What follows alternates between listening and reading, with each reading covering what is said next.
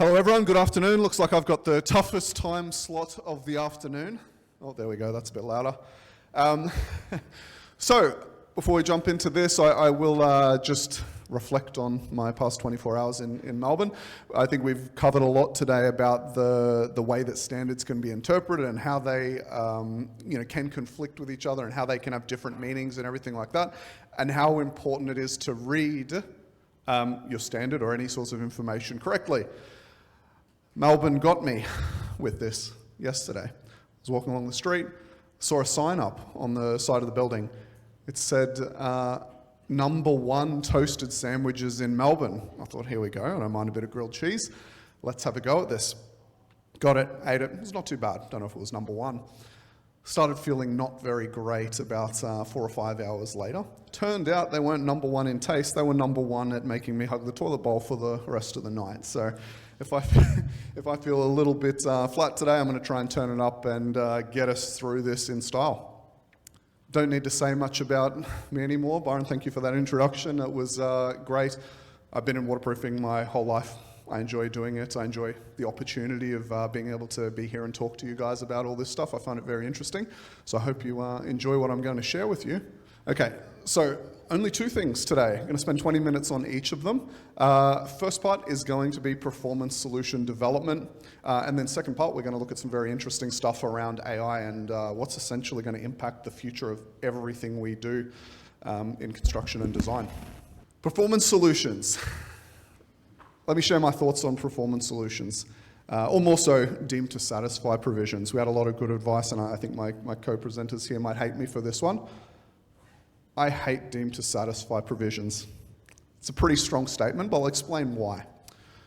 Let's use the analogy of a chef, right? When you start out as a chef, you start making very basic things. You follow recipes, maybe you're doing a frozen meal or a cake mix or something like that, right? You're following what someone else says. No self-respecting chef wants to stay at that level, definitely not going to open up a restaurant with frozen meals, so you want to get better, right? And when that chef, what's the natural progression of that chef's life? They start experimenting on their own. They see, they try and they fail. They fail a lot, probably, I did. And they get better at it. And then they start becoming discerning. They know that this ingredient equates to this. If I use these and put these things together, then it's going to get this outcome, until you work your way up, you own your own restaurant and maybe even get a 1 or 3 Michelin stars, right? That's what performance solutions are. Deemed to satisfy tells you not to think about anything and you just follow what you're told. And as the other guys have shown, it's actually not that easy to follow those guides sometimes. Performance solution is for master chefs. It is where you look at the situation and you decide, using everything that you've collected in your life, about whether it's going to work or not. So that's what we're going to talk about. We're going to talk about how can you be less intimidated by performance solutions, because they allow us to do a lot of great stuff. And at the end of the day, satisfying performance requirements is what we have to do. That's the NCC. So, going to do the recap again. I know you've seen this a lot today. Performance requirements under the NCC, it's what we've got to satisfy, right? No more about that one. A little bit of a different looking diagram here. Again, we've got deemed to satisfy down on the right-hand side, which means follow your standard being your evidence of suitability and or expert judgment. Expert judgment part comes in on whether you've actually followed that standard. Left-hand side, performance solution, and we'll go into these in more detail later. You can see that we've got 4 icons over there. Those are our assessment methods, and you effectively validate your performance solution by using a combination of those assessment methods, right? So let's continue, and we'll come back to what those are later.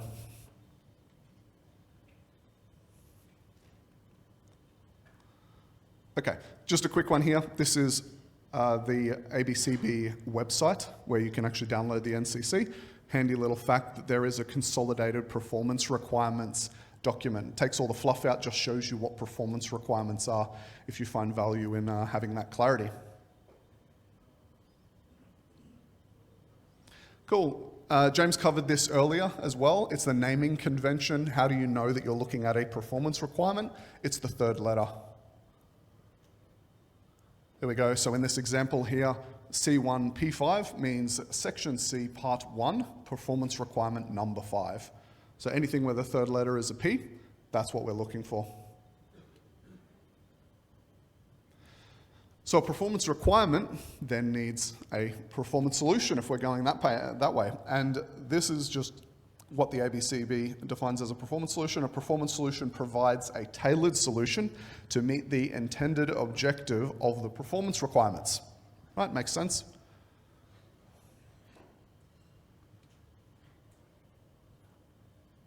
Okay, next one. How do we create a performance solution then? It's a good question.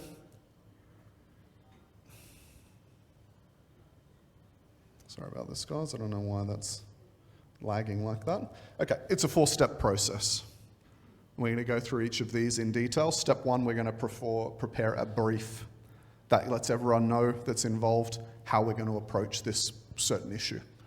Step 2, we're going to analyze the actual design that we're proposing and maybe iterate it and change it if it's not up to scratch.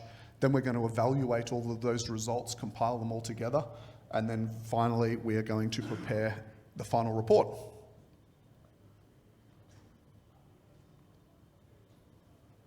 Okay, so step 1 is the design brief. Like I said, this lets everyone know what the performance solution is going to cover.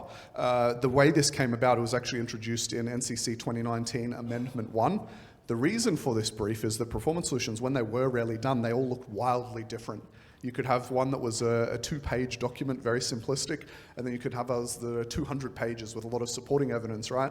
Our surveyors were in a precarious position. They didn't have a benchmark about where the standard should be for performance solution justification. So this was introduced, and this document is effectively to let everyone know, but really mainly your PCA, your certifier, your surveyor, what you're going to be doing, what you're trying to achieve. So first one, summary of the proposal, explaining what it is. A description of the explanation of the proposed solution is next. Nominated applicable performance requirements. We covered how to find those already. The agreed analytical assessment process. How are we going to consider this? Next one's quite important. Agreed acceptance criteria. What would this be? Water doesn't come into our building. Right? That's, if we can prove that, then that's the criteria we're looking for. As an example, required scope of supporting evidence. So we'll define what we're going to, when we do the performance solution, what we're actually going to deliver as part of that justification. Format and content of the final report, just a bit of an outline on how you're actually going to compile all this information so it can be digested. And then finally, acceptance of stakeholders. Now, stakeholders is anyone that's involved in the delivery of that. Your builder, your architect, structural engineer, maybe facade engineer, of course your surveyor, your PCA. Okay, so let's do a bit of an example of what might be contained in this. So this is using facade. Facade's actually not my strong suit, but I think it's a handy little example here. Bit of content up here, but I'll run through it. What are the design objectives? Well, it's been identified that the cladding must provide a degree of weatherproofing in order to satisfy the performance requirement, being we don't want water coming into our building. So who should be consulted? We identify that the client, the builder, the testing authority, appropriate regulatory or approval authority, which is our PCA or our surveyor. Next one, what's the basis of the performance solution? Well, why does it have to be a performance solution? There are no DTS provisions. So by default, it is going to be performance-based design. What evidence are we going to use to justify this? Well, fortunately, the NCC actually offers us a verification method. So that's found in FV 1.1 and table FV 1.1. If you apply that verification method and get a positive outcome, then that's how we're going to justify. That's going to be our evidence. Which DTS provision is applicable? In this case, none. We don't have any, unfortunately. And which performance requirement is applicable? So it's going to be FP 1.4 in the old way of doing things. I should have updated that now. It's F3P1. A roof and external wall, including openings around doors and windows, must prevent the penetration of water that would cause blah, blah, blah, harm to the amenity of the building. Okay, this is acceptance of stakeholders. We've covered this already. It's just important to get everyone on board with it before we move into the next stage. And again, this is the whole purpose of the brief. If someone looks at this and says, oh, there's a big gap in here, like I'm not going to be able to fire rate this or whatever the solution is, then it gets knocked on the head or it gets back to the drawing board and reconsidered until everyone that's relevant is actually happy to sign it off. Oh, okay. That's step one. Step 2 out of 4. So just our clause out of our NCC here, a performance solution must be shown to comply with relevant performance requirements through one or a combination of the following assessment methods. We'll get into those in a second. That was the 4 we touched on before. I've got the photo of this guy up here. This is a lawyer. He's leaning over to the jury. He's giving them some evidence, right? That's how you've got to look at these documents. We are, the person writing it is the lawyer. You're making a prosecution or a defense case. You're putting forward the evidence in a cohesive way, and you're trying to win over whoever might read this document for certification purposes or any other reason in the future. Okay. Our first assessment method, evidence of suitability. This is lab testing or any sort of testing that can be prepared earlier. We had Extech Gen up here previously. We've got a nice photo of a guy doing some sort of laboratory testing here. He's going to compile a report. That report can then be used as evidence of suitability if it's relevant to what you're trying to achieve, say the impermeability of a membrane or a facade system or something like that. So this is pre-prepared documentation. I think it was Stan mentioned before, code mark certificates. On that note, I see a lot of people using code mark as, here's our performance solution, it's a code mark certificate. That's not true, that's not how code mark works, but code mark is excellent evidence of suitability because it applies a method and then it checks that the outcome has been achieved. You still need to do a performance solution, but code mark makes it a hell of a lot easier because they have such great evidence of suitability.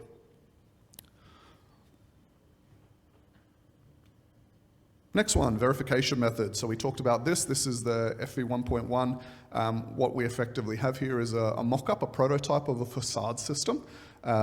This is all well controlled, the amount of water, the amount of wind pressure we're applying against it. You follow this method that tells you how we're going to test out this prototype.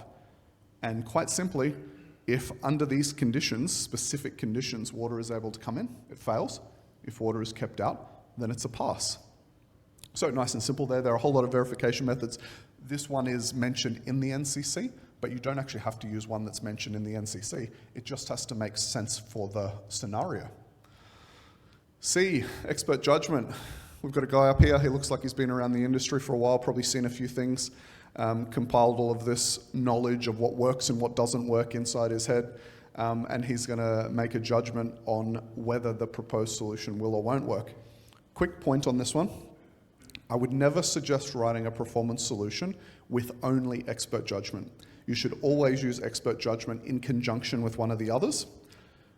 Reason behind this is all you need to knock it over is another alternate judgment or opinion from someone else. So the way expert judgment should be used is a method of interpreting, okay, is our verification method applied correctly? Is our evidence of suitability relevant? Are we, the very next one is comparison to DTS. Is our solution suitably comparable to a DTS provision? So this up here is actually from AS 4654.2. I don't see this built very much, to be honest. It's double brick. We've got a suspended concrete slab through there. I don't know if I've ever seen that built like that, to be honest. So as far as DTS goes, this is not very useful to us, but we do build things quite similar to this. We have upturns, we have cavity protection.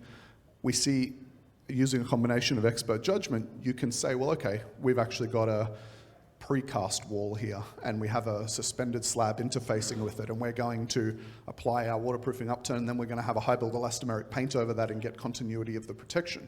We're not doing this, but we are doing something that's going to be equivalent performance, and that's how we're justifying our performance there. So those are our 4 assessment methods that you have at your disposal to justify how you're going to perform. So then after all those things, we've got this little flow chart here. It's pretty simple. This is just carrying out analysis. Pretty much what it says is do whatever you're doing, apply a test method, research the documentation. If it doesn't work, then go back and rethink it again. Maybe you need some more elements in there or move things around a little bit. Then apply the process again. We get a good outcome we're happy with, being we're keeping water out of the building most of the time, then yes, we move on. And by move on, I mean step 3. So step 3 is evaluation of results. I know this can sound very similar to analysis. What this is compiling everything together. Often you will have a lot of different supporting evidence doing different things. You might need a additive for concrete for a certain purpose, and then you need an upturn over here. Most performance solutions won't just be one element. They'll have a lot of things going on, and you need to compile it all together. I've got some examples at the end of this, which we can talk about, and I'll explain that a bit further. That's pretty easy. Then finally, we prepare the final report. So this is really just compiling everything we've done to date. We've looked at everything, we've considered all the options, we're just putting it together and we're making it tell a cohesive narrative. I've seen a lot of performance solutions that have been rejected by certifiers, and it wasn't because they didn't have a lot of information, actually had an abundance, 100 pages of documentation, but it wasn't compiled cohesively, and it didn't tell the story about how those things actually work together to give a level of confidence that the performance requirement's going to be satisfied. So don't fall into that trap. You have to tell the story and explain how it's going to happen. Okay, a couple of examples. I've kept them not overly complex because we don't have too much time here, but I'll explain something about this because it is a little bit of a contentious one. I actually have to write an email later to this effect. This is tile and pedestals used to achieve a flush transition. And I know it's not exactly flush, but bear with me here, just pretend. So in 4654, we have effectively two options for our external waterproofing.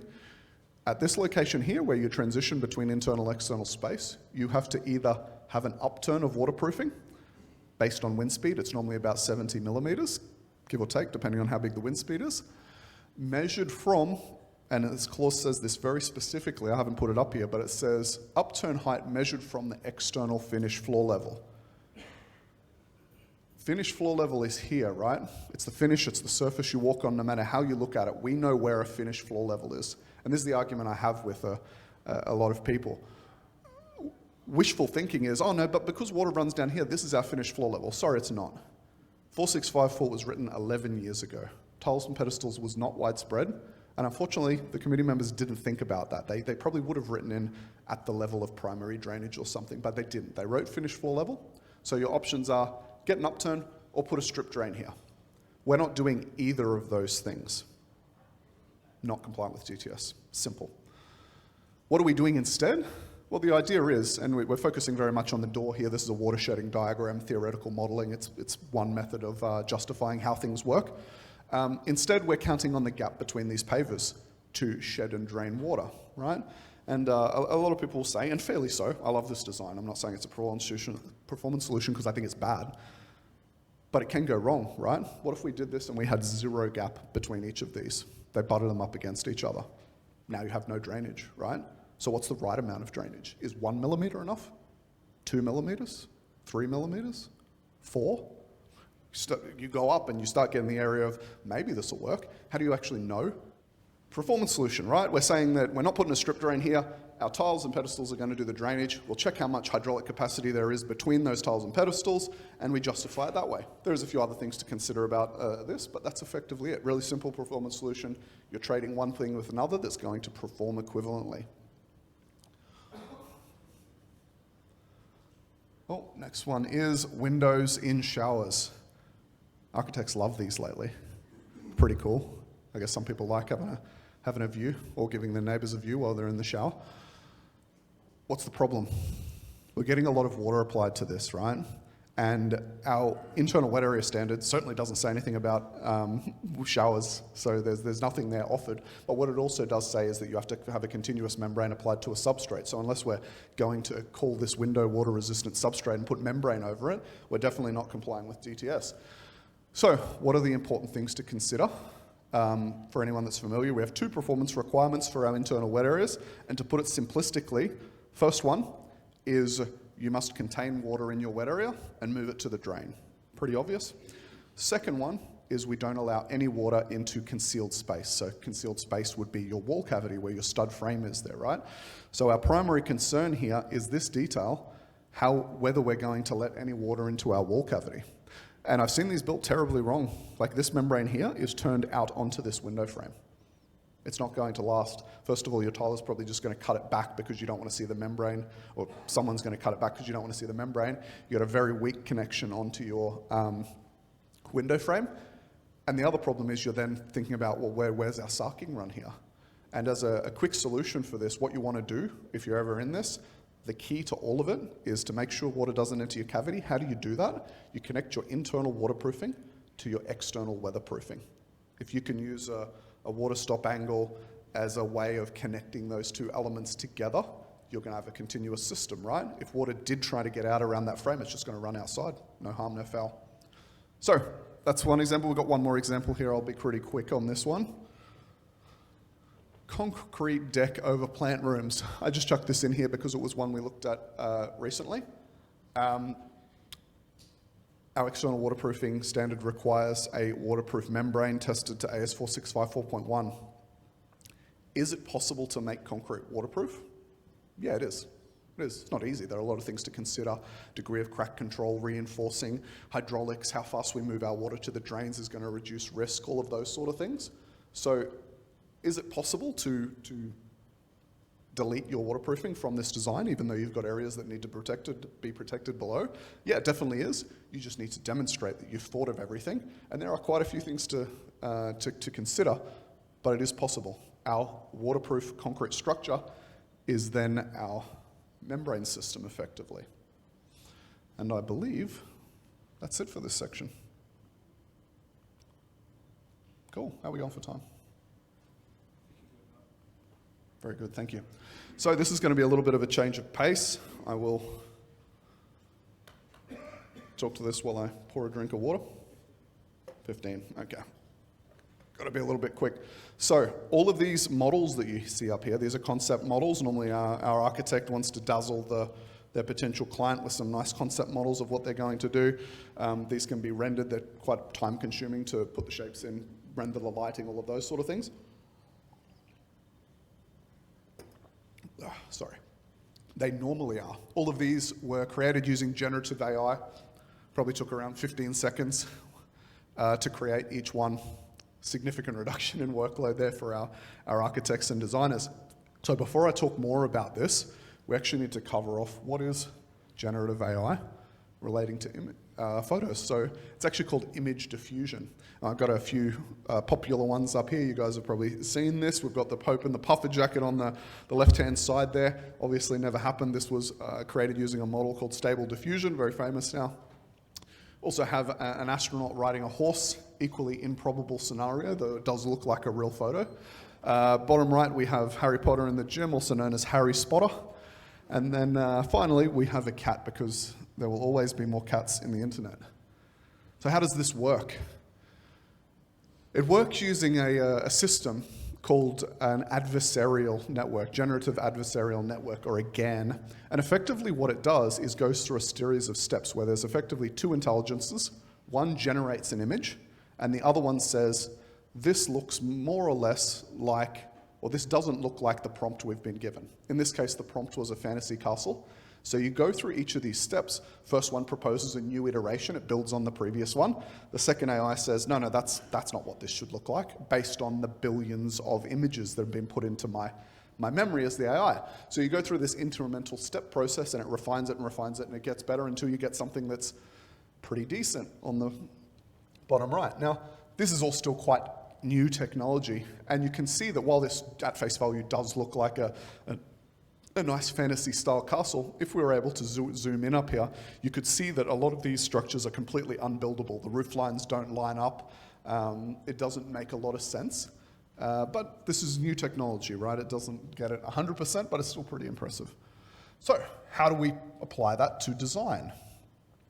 So here's a sketch. I did this up in, 30 seconds or so. And I said, this is the concept I have. And I applied a prompt to it. Let's see what that prompt is. This is what we want this to look like. When a beautiful natures meets architecture concept of residential house by Dark Ingalls Group, famous architect apparently. High detail, glass railings, outdoor staircase, terraces, roof garden, cinematic photography, high resolution, right? Let's see what we got back. It was one of my first attempts, but that's pretty cool.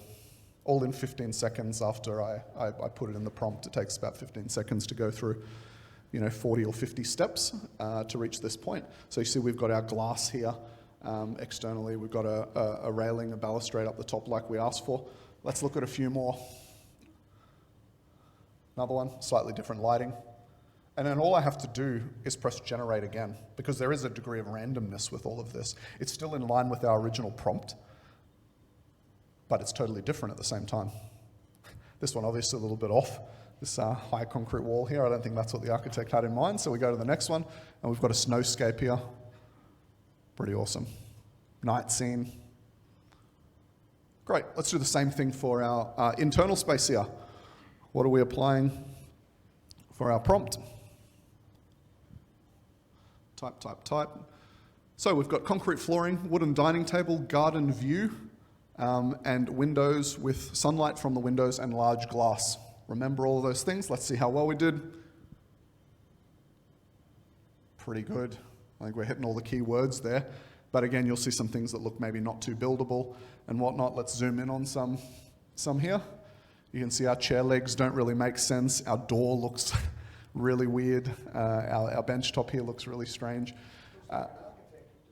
That's right. So maybe it's not so far off the truth, actually. Okay, we're going to run through a few more here. We've done a sketch. We want to show the whole external of the house. I'll run through this pretty quickly. Actually, I do want to show something. You've got to be very careful with the way you write these prompts. So we've got a house inside a forest full of trees and plants. What do they give us? We actually have a house that is in fact full of trees and plants on the inside there. So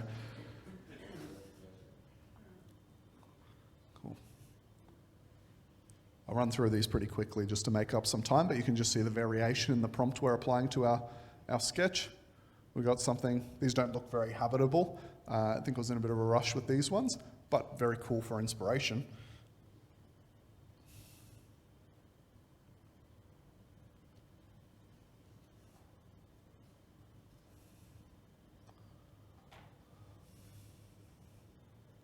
Another one, we've got a cuboid design with a lot of glass and whatnot. This is really just to show you the variety that you can achieve with these things. And that's it for that section. Now, one thing I would have liked to include in here before I moved on, those are concept designs, right? And the way that these are achieved is by feeding a model large amounts of information, large amounts of renders, right? With a million, a billion, the more parameters you have, the better the outcome's going to be. What if we wanted to do floor plans or section details? Process is exactly the same, right? You feed it enough information on what looks right, even feed it things that are wrong, but tell it why it's wrong, and it'll be able to do the same thing. We'll be able to do waterproofing section detail of a brick veneer wall with stud frame, flashing, waterproofing upturn interface with flashing. That's very doable, and I didn't include anything in on that, but I should have, so just use your imagination. So, spatial design. VR headset's been around for a little while. How is this relevant to us? Well, this sort of 3D render, right? Again, it's the end consumer and a bit of razzle dazzle here. To do this would have been significantly time consuming. All of these things measured and rendered and put in place and effectively handcrafted, right? We've got our participant here, presumably buying one of these apartments from the showroom. He's having a walk around. In this space, we'll have a little bit of a thing soon where it swaps out. Yep, we're looking at a different package, different finishing package in there. All pretty cool. These take ages to prepare. What if we could use our generative AI to do this a lot quicker?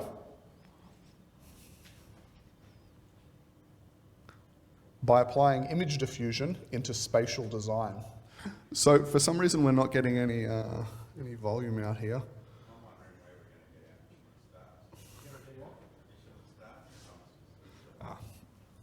I didn't plug it in. This is not the sound guy's fault at all. It is mine. External headphones.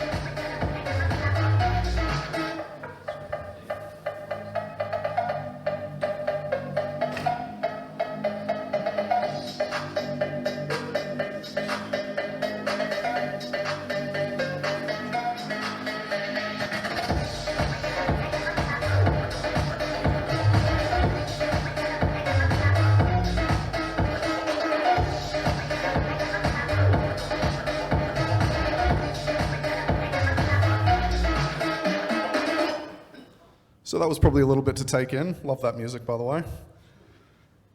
Let's just run through what we saw up there. Step 1, 3D space sketch. You can see, very rough, to be honest. I know a lot of primary school kids that could do better than that, but it serves the purpose. So we use this in 3D space to set the framework that we are going to apply our AI diffusion model to. So what have we done? What's our prompt look like? For that sketch, we applied a post-apocalyptic square with a ruined road, broken statue, fires burning, and smoke in the sky. If you didn't already see it, I can tell you that it hit all of those words, and it looks pretty great. Okay, we're going to do another one just to show that it wasn't a fluke. So this one we've got magnificent, the same actual sketch. Magnificent monumental square with brick wall, trees in line, statue holding a torch, and warm street lamps. Yep, there's our statue holding the torch. Excellent. And one more for my daughter. We have, well, it doesn't look like it's playing.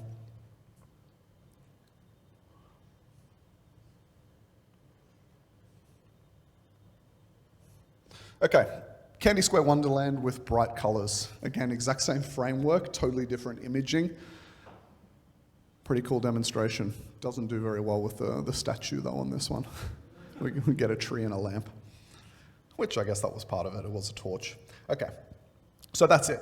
Cool. You can imagine how this can be applied now to a VR space showing off. All we'd do is do a sketch of our apartment. We'd put in the prompt saying, modern minimalist apartment with blue curtains and whatever. I don't know. I'm not an interior designer. So where do we go from here? Now let's move from the design stage into construction stage. I think that's something you guys will be a little bit more interested in. A nice little video here. Digital twin is a word you've probably heard of recently for record keeping. This is effectively a dollhouse digital twin that's taken of a project in construction, snapshot of a point in time. Imagine you're responsible for a project for plant delivery, you're on the other side of the planet, you need to check that things are going to fit in place. Well, fortunately for this project, we've got a full digital twin taken that day. We're going to go in, we're going to measure that our plant or whatnot is able to fit into this space and we don't have to redesign it. So there we've just taken a measurement based on our on-site scan. It's 3.55 meters. We know everything's good to go for tomorrow. What's the problem with this type of technology? It takes a lot of effort. A lot of effort. Be someone walking around there all day, taking those scans. Then they've got to go back, they've got to compile them, upload them, stitch them together. There is great technology that does this, but there's still a lot of manual effort into it. So that manual effort and the cost associated with it is what's stopping us from having fully remote inspections effectively. How do we overcome that? 3D laser scanning technology to capture and monitor on-site progress was integrated in the strategic plans developed by our Applied Research and Development Group. This enables folk to capture constant, quick, and consistent scans of construction sites. This precision monitoring tracks progress while still checking as-built versus as-designed models. Scanning and post-processing times have been reduced from weeks to a matter of days, while freeing up staff resources. Spot's remote control features greatly improve site visit safety and efficiency. Together with its ability to follow a pre-mapped route, Spot provides consistent repeated scans, navigates difficult terrain, and can access hard-to-reach areas on site. This technology could be used to create four-dimensional models of our buildings, highlighting how they change over time. Combined with data from sensors that read environmental conditions and occupancy, we can create an intricate model of how people, furnishings, and environmental conditions interact. These four-dimensional models can become virtual collaboration spaces, available to people who cannot physically be in the same location. Pretty cool. We don't have to do the surveying anymore. Dog takes the photos, comes back, plugs in somewhere, uploads them all automatically. Now, the thing I thought was really cool about that, you might have caught it where they said it's 4D modeling. Fourth dimension being time, right? How many building inspectors that go out after completion of the structure, you're looking for an issue or whatnot, or anything. You look at something and you're like, what's the build-up of this wall here? Like, what's happening? I wish I could see inside. I don't want to do destructive demolition. You're trying to solve a problem for the client, get an outcome. Imagine being able to look back through the documents, have a digital twin of every day, every second day, third day. You just scroll through, peel back all the walls through time, see what was in there, see where your services are, see where your studs frame, all the structure is behind everything. Very useful, a lot of value in it, but it is an investment up front. Okay, next point. AI bots for access to information, right? Everyone would be familiar with ChatGPT and whatnot. Cool to talk to an AI and have it respond back to you. What's the real use of this? It's access to information, right? We don't want to go and sift through standards and try and find clause and whatnot. We're a natural language society. We want to be able to say, we want to talk to someone and say, hey, where's this clause that talks about X, right? Well, to that effect, I would like to introduce you guys to Aquila. She's actually live on our website at the moment. Feel free to have a go, have a talk to her. Aquila is an artificial intelligence that's been trained on currently limited information. We've just really focused on the waterproofing standards. So 3740-2021, 465, 4.1.2, 4858, BS8102. We put a lot of that in there. So she's up there. Now, let's just see if we can have a quick conversation here. Refresh this.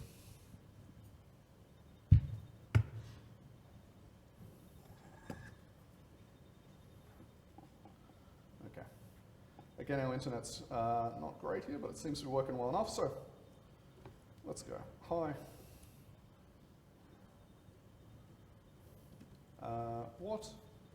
Give her an easy one to start with. What is a pressure seal? Include source.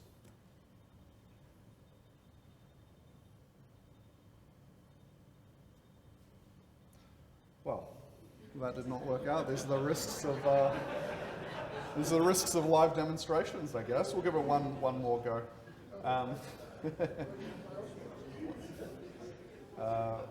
What is the difference?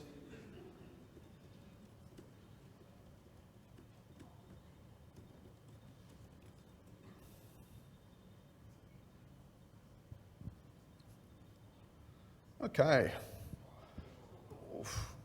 It's a bit more than we were looking for, but let's check out the veracity of what she's given us here. So, difference between enclosed and unenclosed showers. They both have distinct characteristics and requirements. Here's the difference between the two. An enclosed shower refers to a shower that's fully enclosed by a shower screen or panel. The shower screen or panels are designed to be installed to prevent the spread of water from the shower to other areas. The purpose of the enclosed shower is to contain water. Doubling up a little bit there, but still very good points. Enclosed showers are typically found in bathrooms with water containment as a priority. That's completely correct. Shower screen may be frameless or fitted with seals and deflectors, so that's completely true as well. A lot of people maybe aren't aware of that. You don't need to have a huge frame around your shower to call it an enclosed shower. You can have a frameless shower screen, but you have to have deflector seals around the outside to prevent the escape of water, then you can call it enclosed. Just jumping down to unenclosed. Unenclosed, on the other hand, do not have a fully enclosed shower area. They may have different configurations, such as shower curtain, shower over bath. Honestly, this is a better response than if you had to ask me what this difference was. But I think you get the point. Just because we're on time a little bit, I won't do any more than this. But she is available to discuss anything you might want to around waterproofing, of course, on the Waterproofing Integrity website.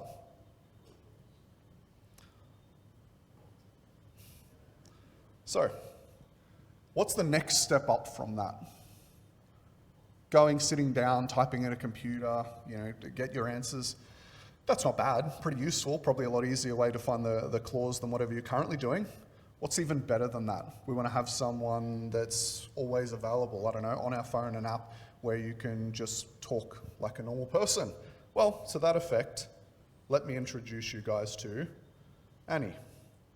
I'm actually presenting to a room full of people at the moment, and I want to show off some of the cool things you can do. Group of construction industry professionals today. It's a bit nerve-wracking, but I'm excited. Any tips on how to make a good impression? I don't know, I guess you just got to be on point. And maybe let's just talk about some things. I've got a new project starting up and it has CLT timber in it as the structure. Can you tell me a little bit more about this? Because I haven't worked with it before. Oh, CLT timber. That's really interesting. CLT stands for cross-laminated timber, and it's a type of engineered wood product made by stacking layers of lumber in alternating directions and bonding them together with adhesive. It's becoming quite popular in construction because of its strength, sustainability, and versatility. CLT offers a lot of benefits. It's lightweight yet incredibly strong, which makes it great for building structures. It's also fire resistant and has excellent thermal insulation properties. Plus, it's a renewable resource, so it's a more sustainable option compared to traditional building materials. I'm just going to interrupt you, Amy. We're actually short on time, so I'll just get you to keep your responses down to about 10 to 15 seconds. On that note, how does CLT compare to reinforced concrete? Sure thing, David. CLT and reinforced concrete have different characteristics. CLT is lighter, faster to install, and has excellent thermal properties. Reinforced concrete, on the other hand, offers higher strength and durability. Both have their advantages, so it depends on the specific project requirements and design considerations. Does that help? Yeah, it does. So I'm actually, considering it's timber, and I think it'd be susceptible to moisture, I'm pretty worried about the waterproofing. Do you have any recommendations on how I should select the waterproofing system for this project? Absolutely, David. When it comes to selecting a waterproofing system for CLT, there are a few key criteria to consider. First, you will want to ensure that the system is specifically designed for wood and compatible with CLT. Look for products that provide long-lasting protection against moisture and have been tested and approved for use with CLT. Secondly, consider the specific requirements of your project. Factors such as the building's location, climate, and exposure to moisture will play a role in determining the appropriate waterproofing system. Consult with a waterproofing specialist or manufacturer to get their expert advice on the best solution for your specific needs. Lastly, make sure the waterproofing system complies with the relevant building codes and standards in your area. In Australia, for example, you'll need to comply with the National Construction Code NCC requirements for waterproofing. Hey Annie, remember, on that it's always note, a good idea what's the external waterproofing standard under the NCC in Australia? Hey there, David. Great question. The National Construction Code NCC in Australia has specific requirements for waterproofing. The relevant section is Part 3.81, which covers waterproofing of wet areas in buildings. It outlines the standards and guidelines for waterproofing in bathrooms, Hey Annie, laundry, I'm and actually other areas. interested in what is the waterproofing standard for external areas? Hey there, David. When it comes to waterproofing external areas in Australia, the National Construction Code NCC provides guidelines under Part 3.82. This section specifically addresses the waterproofing of external balconies, decks, and other outdoor areas. The NCC sets out requirements I'm for going the to have design. to interrupt you. I don't think that one was quite correct, so it looks like everyone in the room is still safe in their jobs for today. Why don't we wrap up by just saying a goodbye and thank you to everyone for attending. Oops, my bad. Sorry for the incorrect information. But hey, safety first, right? I'm glad everyone's jobs are safe for today. All right, let's wrap it up with a big thank you to everyone in the room for attending. Your presence and participation are greatly appreciated. I hope you found the information useful and engaging. If you have any further questions or need assistance in the future, don't hesitate to reach out. Thanks, Annie. Pretty cool, right, guys? Okay, I know we're almost at the end now, and I'm sure I'm almost out of time, but we do have just one more note to leave you on, and it's not that video. This is a advertising campaign put up by a recruitment or labour hire company in Ireland, I believe. It's obviously a play on ChatGPT being very good at finishing sentences, but not being very good at finishing buildings. So, I don't like complacency. And this is why.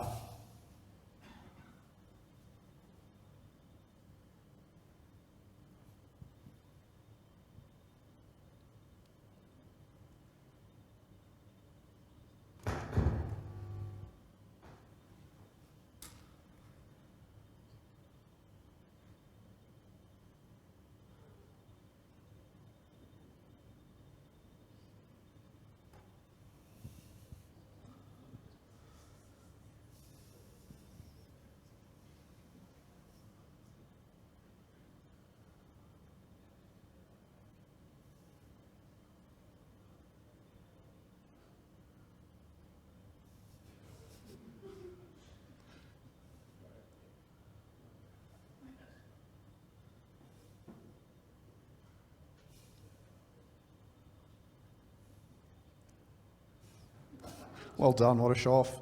If I had an apprentice with half that pep, I would consider myself very lucky. Okay, so I'm going to leave you with this quote. You don't want to abandon the skills and experience you have gained, but to find a new way to apply them. Your eye is on the future, not on the past.